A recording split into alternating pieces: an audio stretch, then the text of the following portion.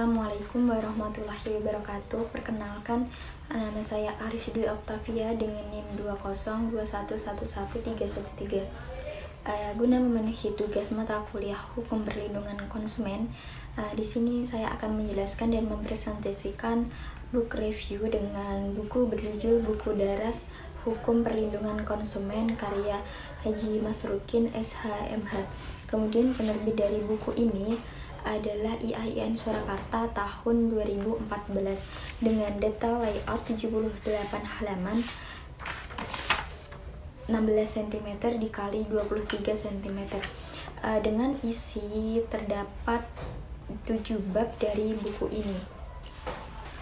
Kemudian selanjutnya yaitu bab pertama mengenai sejarah hukum perlindungan konsumen yang ada di Indonesia.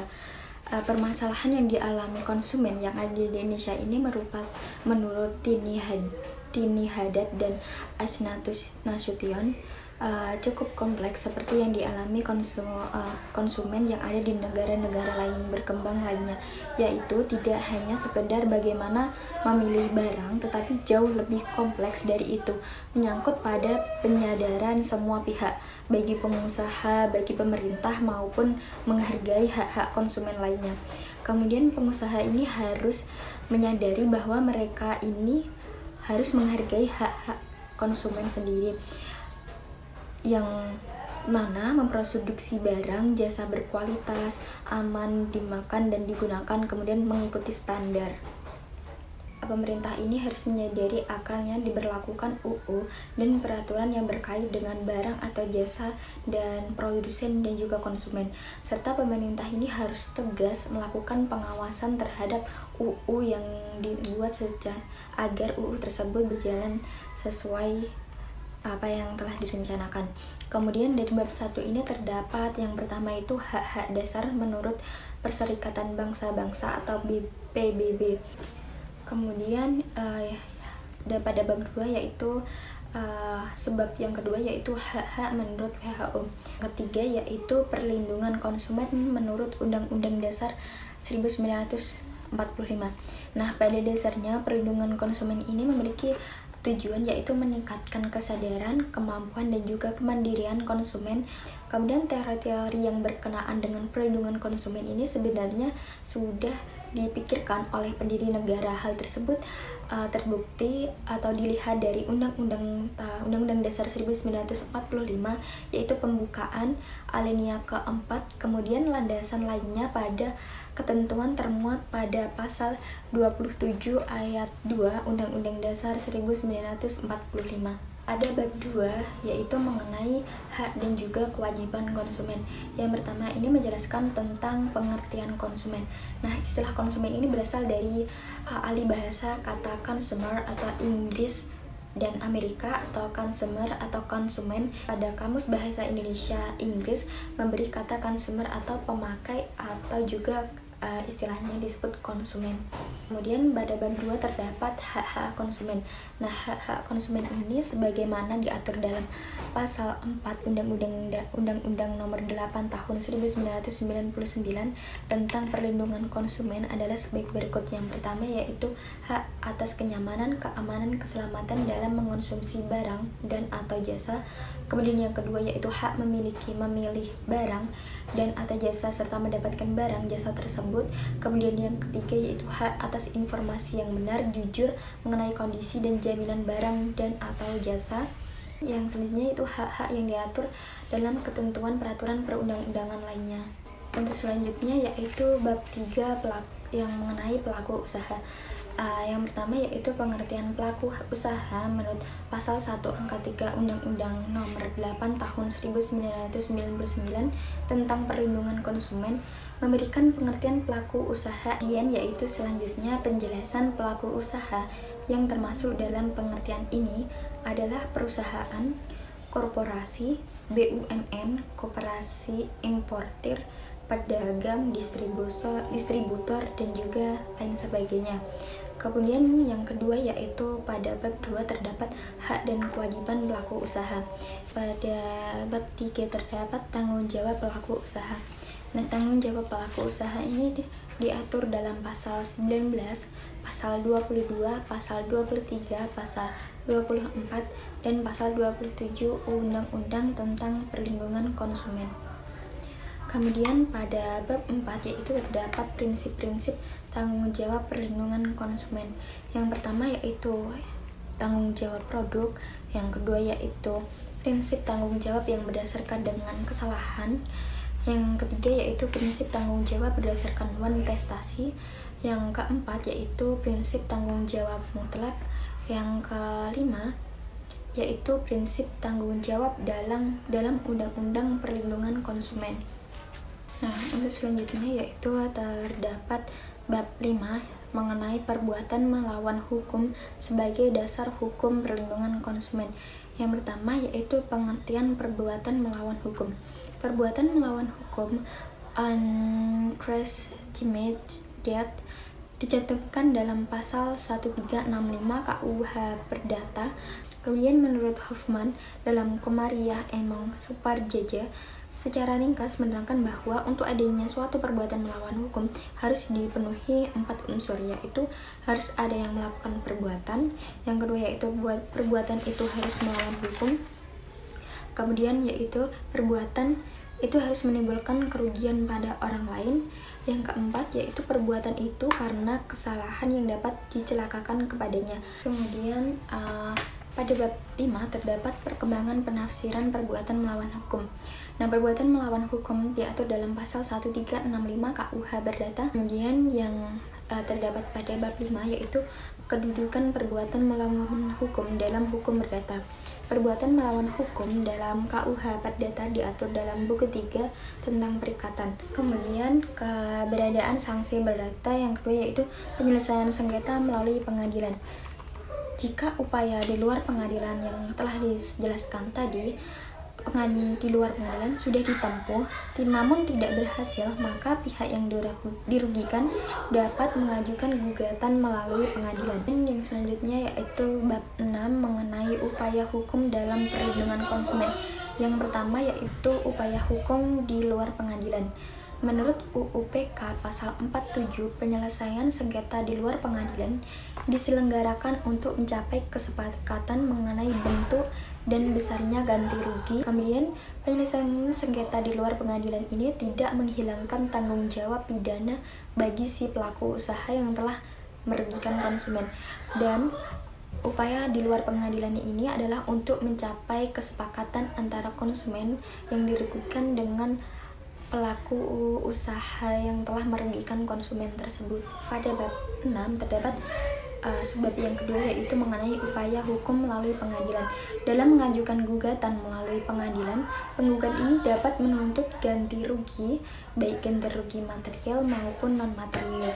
Kemudian ganti rugi atas kerugian konsumen yang mengakibatkan sakit dapat berupa yang pertama yaitu pengembalian uang dan atau, kemudian yang kedua yaitu perawatan kesehatan dan atau pemberian, yang ketiga yaitu pemberian santunan. Tata cara mengajukan gugatan melalui pengadilan dalam perkara konsumen mengacu pada ketentuan peradilan umum yang berlaku.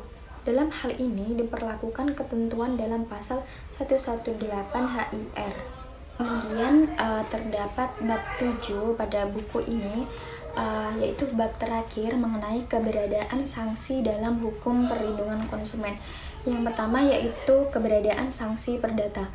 Dalam kasus pelanggaran konsumen yang diselesaikan secara perdata, gugatan dapat dilakukan melalui yang pertama yaitu penyelesaian sengketa di luar pengadilan menurut pasal 47 Undang-Undang Nomor 8 Tahun 1999 tentang perlindungan konsumen, penyelesaian sengketa konsumen untuk mencapai kesepakatan.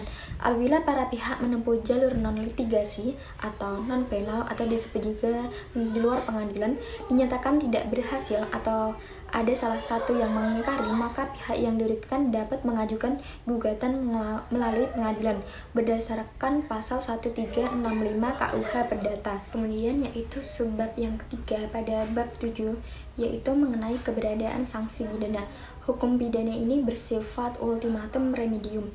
Artinya hukum pidana digunakan sebagai senjata terakhir. Untuk review buku pada buku Daras Hukum Perlindungan Konsumen ini Salah satunya yaitu terdapat kelebihan dan juga kekurangan.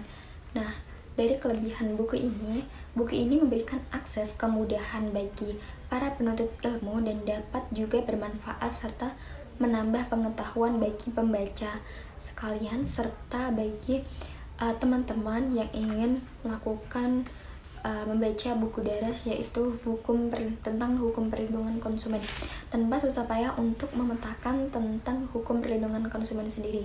Nah, buku ini memiliki kelebihan juga pada penjelasannya yang runtut dan juga jelas. Juga karena penjelasan dan pemaparan yang terdapat pada buku ini, yaitu mengedepankan pemaparan yang secara fakta dan juga analisis ilmiah yang akurat. Nah, dari fakta dan analisis dari buku ini secara ilmiah dan akurat, yaitu berdasarkan data fakta yang diperkuat dengan pemaparan peraturan perundang-undangan yang dijelaskan dalam buku ini. Oleh karena itu, buku ini layak dibaca karena akurasi data dan deskripsi persoalan-persoalan secara gamblang diuraikan secara skematik, tematik, sistematik, dan juga komparatif. Nah, juga setiap bab dan subbab pada buku ini terpisah dengan jelas sehingga memudahkan pembaca jika ingin membaca topik-topik tertentu saja. Kemudian yang selanjutnya yaitu adanya catatan kaki pada buku ini, dan daftar pustaka memudahkan pembaca untuk melakukan penelusuran lebih lanjut pada buku ini. Kemudian membaca buku ini, pembaca dapat memahami terkait hukum perlindungan konsumen secara lebih dalam. Kelebihan selanjutnya pada buku ini, buku daras hukum perlindungan konsumen, yaitu adanya catatan kaki dan juga daftar pustaka, sehingga memudahkan pembaca untuk melakukan penelusuran lebih lanjut pada pustaka atau referensi dalam buku ini. Kemudian membaca buku ini, pembaca ini dapat memahami terkait hukum perlindungan konsumen secara lebih ringkas dan juga jelas. Menurut saya bagian yang menarik dalam buku ini yaitu dimulai pada bab 2 yang memaparkan tentang penjelasan yang lengkap, yaitu hak dan juga kewajiban konsumen dan pelaku usaha, dan materi-materi yang ada di buku ini hingga bab akhir. Nah, dari kelebihan yang sudah saya jelaskan tadi, namun terdapat kekurangan dalam buku ini. Kekurangan dalam buku ini adalah pada halaman akhir penulisan ini tidak terdapat kesimpulan yang menyimpulkan pembahasan sehingga pembaca dapat memahami dengan mudah. Kemudian ada beberapa kata yaitu kepenulisannya yang salah ketik atau istilahnya typo. Selain itu akan lebih baik jika terdapat inti atau kesimpulan. Dan kekurangan dari buku ini lainnya yaitu belum adanya profil penulis, yaitu Bapak Mas Rukin, sehingga pembaca nantinya akan lebih mengetahui penulisnya dan memperkuat serta meyakinkan untuk bagi pembaca. Kemudian buku ini ringkas, namun ada beberapa materi yang kurang lengkap dan juga ada materi yang diulang kembali di bab sebelumnya. Namun dari kekurangan buku ini, dari keseluruhan buku hukum perlindungan konsumen ini sangat recommended dan sangat baik. Buku ini sangat direkomendasikan untuk dosen atau mahasiswa jurusan dengan mata hukum perlindungan konsumen ataupun mengenai hukum perlindungan konsumen. Mahasiswa dengan jurusan dengan jurusan yang berkaitan hukum perlindungan konsumen dapat mempelajari hal tersebut. Dan juga pengamat hukum bidang usaha, akademisi, dan khalayak umum yang berminat pada kajian-kajian ini dapat mempelajari buku ini. Dan saran mengenai buku ini, menurut saya buku ini dari keseluruhannya sangat rinci, ringkas, dan lengkap, dan lumayan lengkap, dan bersifat objektif serta seimbang dan sangat recommended sekali. Cukup sekian penjelasan dan presentasi dari saya, yaitu review book dengan judul buku seperti di sini, buku daras hukum perlindungan konsumen. Sekian atas perhatiannya, saya sampaikan terima kasih. Wassalamualaikum warahmatullahi wabarakatuh.